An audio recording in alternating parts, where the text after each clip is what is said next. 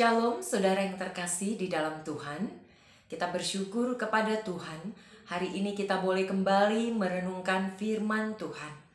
Firman Tuhan yang akan kita renungkan diambil dari kitab Efesus pasal 2 ayat 11 sampai ayat yang ke-22. Judul renungan kita dipersatukan di dalam Kristus. Saudaraku, bagian firman Tuhan yang akan kita renungkan pagi hari ini adalah nasihat atau tulisan Rasul Paulus kepada jemaat di Efesus, agar mereka tidak lupa bagaimana hidup mereka dulu dan kehidupan mereka sekarang, agar mereka senantiasa ingat bagaimana kehidupan mereka dulu dan kehidupan mereka sekarang. Saya akan membaca ayat 11 sampai ayat 12 untuk kita. Karena itu ingatlah bahwa dahulu kamu sebagai orang-orang bukan Yahudi menurut daging, yang disebut orang-orang tak bersunat oleh mereka yang menamakan dirinya sunat, yaitu sunat lahiriah yang dikerjakan oleh tangan manusia. Bahwa waktu itu kamu tanpa Kristus, tidak termasuk kewargaan Israel, dan tidak mendapat bagian dalam ketentuan-ketentuan yang dijanjikan, tanpa pengharapan dan tanpa Allah di dalam dunia. Saudara yang terkasih dalam Tuhan, dua ayat ini mengingatkan bagaimana kehidupan orang-orang Efesus, mereka di luar Kristus.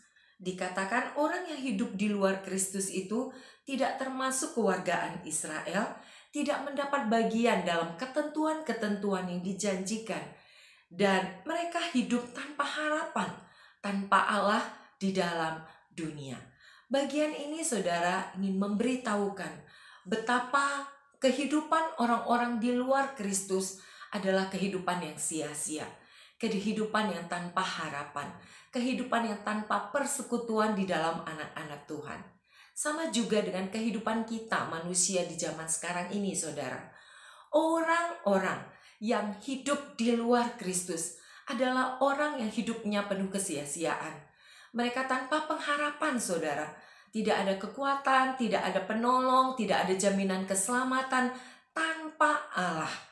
Dan mereka tidak memiliki persekutuan di dalam anak-anak Tuhan. Saudara, bagaimana akhirnya orang-orang Efesus ini boleh menjadi bagian dari persekutuan anak-anak Tuhan? Dikatakan di sini di ayat 13 saudara. Tetapi sekarang di dalam Kristus Yesus, kamu yang dahulu jauh sudah menjadi dekat oleh darah Kristus. Saudara, tidak ada cara lain untuk menjadi bagian dari keluarga Kristus. Hanya oleh darah Kristus, hanya dengan percaya kepada Tuhan, hanya dengan mengimani Yesus Kristus, menjadikan Dia Tuhan dan satu-satunya juru selamat, maka orang-orang yang tidak mendapat keselamatan menjadi diselamatkan. Dikatakan di sini, mereka yang jauh, mereka yang tadinya akan binasa, orang-orang yang tanpa harapan menjadi dekat. Menjadi dekat artinya saudara, kita menjadi satu tubuh Kristus. Kita menjadi anak-anak Tuhan saudara. Begitu juga dengan kita anak-anak Tuhan. Ketika kita percaya Tuhan saja, hanya oleh darah Kristus kita menjadi dekat, kita menjadi keluarga Kristus. Dan saudara, ketika kita menjadi anak-anak Tuhan, apa yang terjadi pada kita?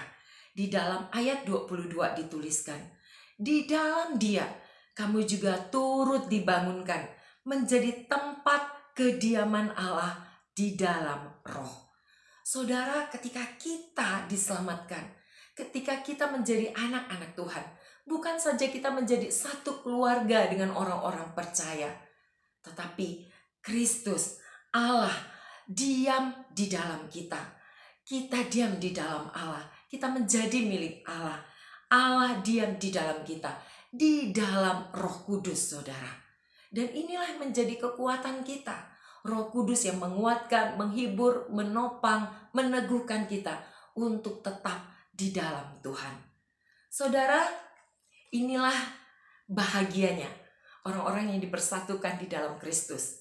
Tanpa pengharapan, tanpa hidup kekal dulunya. Ketika kita dipersatukan Kristus oleh darahnya, kita menjadi keluarga Kristus, diselamatkan, dan Allah diam di dalam kita. Saudara, jangan pernah lupakan, ingat senantiasa, kita telah dipersatukan di dalam Kristus. Tuhan Yesus memberkati.